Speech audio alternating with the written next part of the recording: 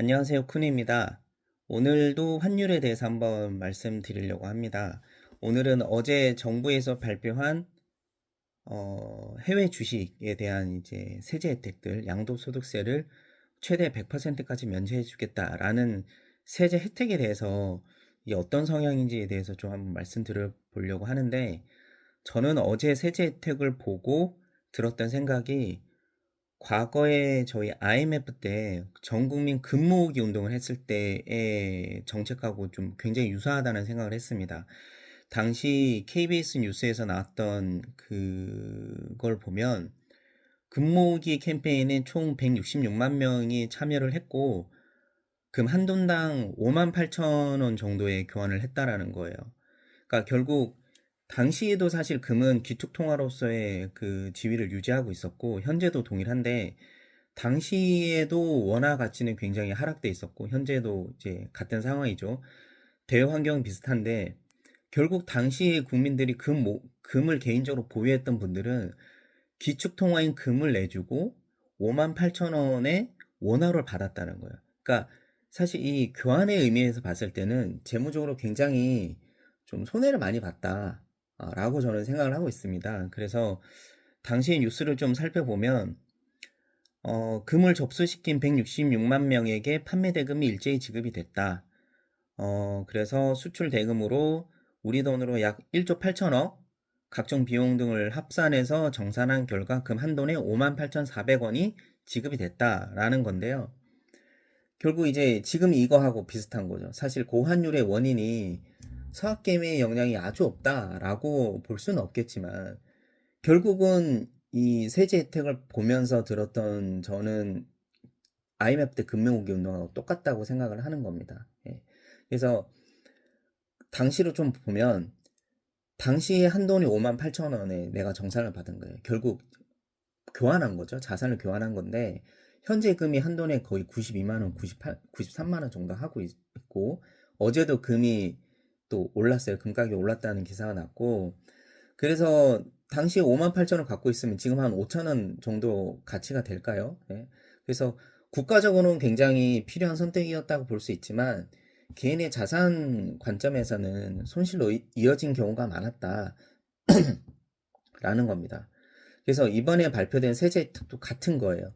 결국 시기에 따라서 양도소득세를 100% 면제해주고 50% 면제해주고, 이렇게 면제 비율을 각각 다르게 가져가는 거고, 그리고 조건이 국내 주식에 1년 동안 국내 주식에 투자를 해야 된다라는 거거든요.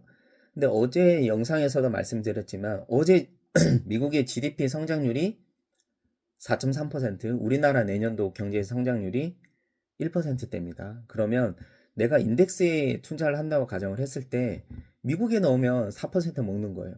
근데 우리나라에 넣으면 1%밖에 못 먹는 거야. 근데 내가 이 텍스를 조금 줄이기 위해서 갈 거냐라는 부분들이 과연 유리한가라고 볼 수 있는 거죠. 그리고 달러의 이 위상은 쉽게 꺾이지 않을 걸로 저는 보고 있는데, 그런 관점에서 보면 과연 내가 이 기축통화를 팔고 기축통화를 주고 원화를 받는 게 올바른 의사결정일까라고 한번 생각해 볼 수 있는 겁니다.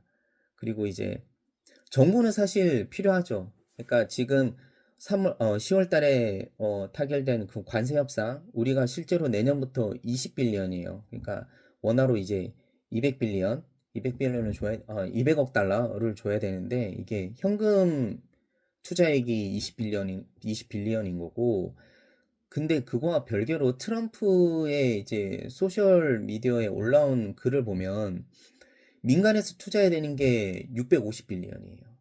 그러니까 그 뭐 LNG도 구매를 하고, 뭐 대미 공장도 짓고, 뭐 이런 각종 비용들, 그러니까 그러니까 웰디 뭐 비즈니스맨 뭐 이렇게 기재가 돼 있는데, 결국 우리가 어찌 됐든 기업도 그렇고 우리나라 정부도 그렇고 다 포함해서 미국에 투자해야 되는 것들이 거의 그러니까 1 트릴리언 가까이 되는 거죠. 그러니까 굉장히 큰 금액입니다. 그래서 앞으로 달러에 대한 수요는 우리나라는 굉장히 많을 거다. 뭐 10년 동안 그렇게 볼 수 있고, 그럼 개인이 어떻게 해야 되냐? 이건 본인의 사실 투자 의사결정에 달려 있다고 저는 생각을 합니다. 나는 그래도 국내 주식 뭐 삼성전자 더 올라갈 거야. 그리고 더 올라갈 거야. 그 HBM 또 엔비디아에서부터 뭐 승인을 받았으니 더 갈 거야. 하이닉스도 더 올라갈 거야. 라고 생각하시는 분들은 이제 투자하시는 거고, 그렇지 않고 국내 증시보다는 미국이 훨씬 더 성장률이 더 높으니 나는 미국 시장에 투자하겠다. 양도소득세 22% 내겠다. 라고 하시는 분들은 이제 미국장에 선택을 하시는 건데, 과거의 어떤 정책하고 좀 이렇게 미러링이 되는 부분이 있어서 제가 오늘 영상을 찍게 됐습니다. 즉, 이번에 발표된 성학개미에 대한 양도소득세 세제 혜택은 과거 IMF 때 근무기 운동하고 비슷하다.